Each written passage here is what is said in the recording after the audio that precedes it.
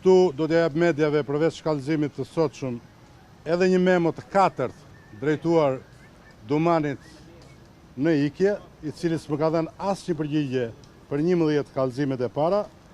Kallëzimi sotshëm ka të bëjë me 1 milion euro tender rekonstruksion të një shkolle në Avaleas të Kuçovës, ku nuk janë asnjë dhjeta e nxënësve, klasat pothuajse janë bosh, dhe ky referim ka të bëjë me indicjet e qartë publike të dhënë edhe në mediat për manipulim të procedurës së prokurimeve publike, skualifikim fiktiv të operatorëve, krijim të një gare formale dhe jo reale, përcaktim të fituesit, devijim të fondeve publike në shkelje flagrante me ligjin.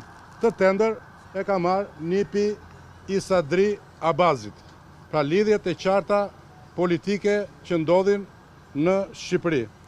Të dashur qytetar, u bet 2 vjet e gjysmë që unë vazhdoj me kalvarin e pa drejt të institucioneve dhe drejtësisë shqiptare.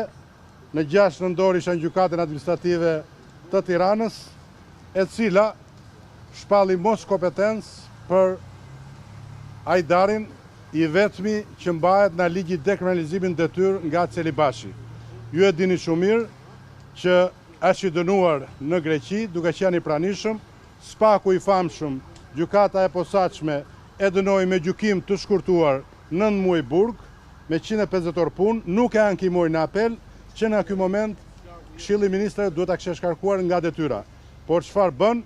KQZ-ja nuk e shkarkon, kasi ja rikthen KQZ-sh për shkelje të ligjit dekriminalizimit, atëherë Dhor Sollaku, avokati Ajdarit famshëm, me paratë e pista të qytetarëve të taksave të qytetarëve të Kuçovës, bën pa dinë në gjykatën administrative. Para 1 viti vëm në gjykatë administrative, gjykata administrative na thotë që është me leje lindje gjyqtarja. Pas 1 viti na vjen gjyqtarja në detyrë dhe mbas 2 seanca shpall mos kompetencën dhe ja kthen përsëri Celibashit.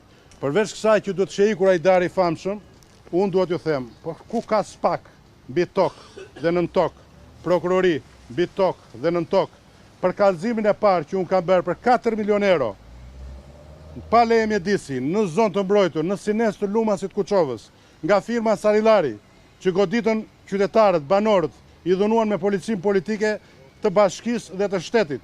Dhe lekët i ropën, i morën, ujë nuk ka në fshatrat e Sinesit. Po kështu, 2 kilometro asfalt mbi asfalt, në kohën e fushatës elektorale, pa tender, pa procedurë tenderimi.